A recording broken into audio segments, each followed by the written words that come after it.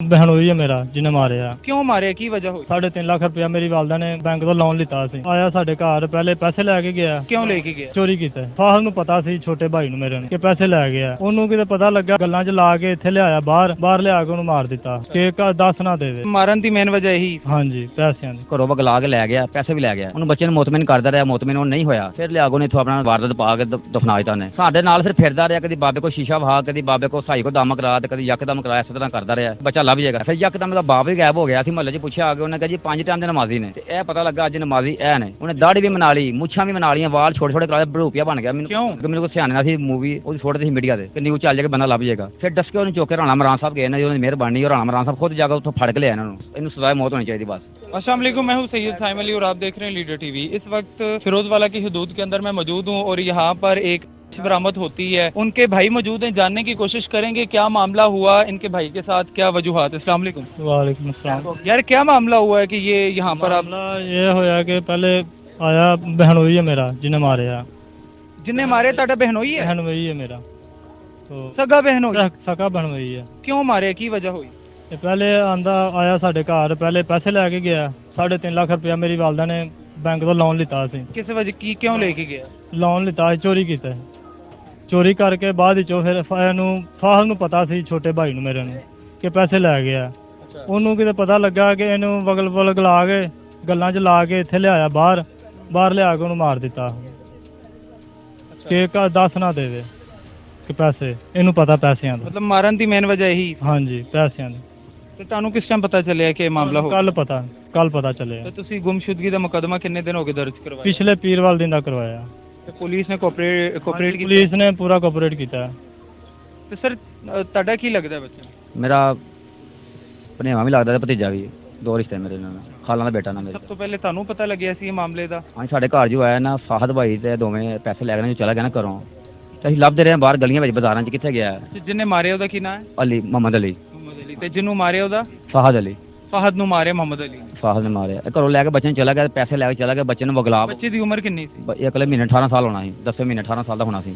ਘਰੋਂ ਵਗਲਾ ਕੇ ਲੈ ਗਿਆ, ਪੈਸੇ ਵੀ ਲੈ ਗਿਆ। ਉਹਨੂੰ ਬੱਚੇ ਨੂੰ ਮੁਤਮਿਨ ਕਰਦਾ ਰਿਹਾ, ਮੁਤਮਿਨ ਉਹ ਨਹੀਂ ਹੋਇਆ।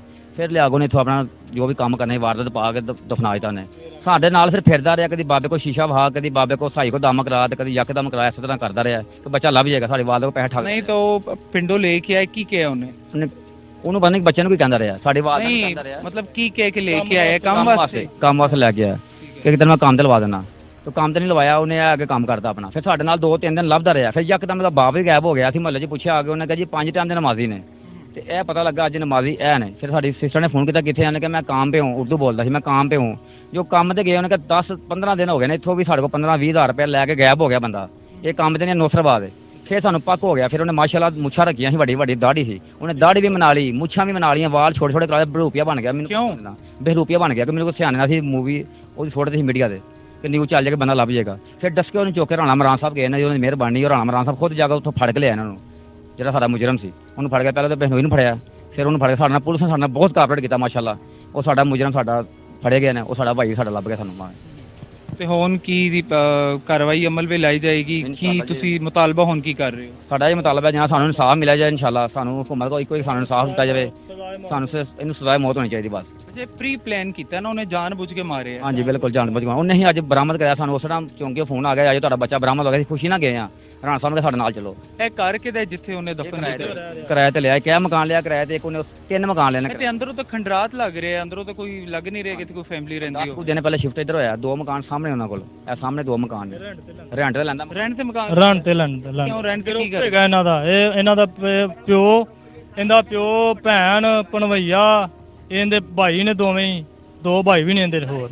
ਜਿਹੜਾ ਫੋਤ ਹੋਏ ਤੁਹਾਡਾ ਸਗਾ ਭਰਾ? मेरा सगा भाई है, मेरे तो छोटा है, साढ़े तो 3, मेरे तो एक छोटा, उनसे तो भी छोटा है। सिचुएशन आपके सामने है यहाँ पर, और अफसोस की बात यह है कि बच्चे को वरगलाया और कोशिश की कि पैसों के बारे में वो अपने घर वालों को ना बताए, अपनी फैमिली को ना बताए। लेकिन बच्चा जाहिर सी बात है नहीं माना होगा। उसने ये कहा होगा कि मैं ज़रूर बताऊँगा अपने घर वालों को, और बस यही उस बच्चे की गलती हुई और जिस वजह से सारा मामला हुआ। अब वर्षा यहाँ पर मौजूद है, उनसे बात की और इनका सिर्फ मुतालबा ये है कि उसको सरेआम फांसी दी जाए। अब देखते हैं कानून क्या कार्रवाई करता है, हमारी अदालतें इसका क्या फैसला करती हैं। अपने मेज़बान को इजाज़त दीजिए। देखते रहिए लीडर टीवी। अल्लाह हाफ़िज़।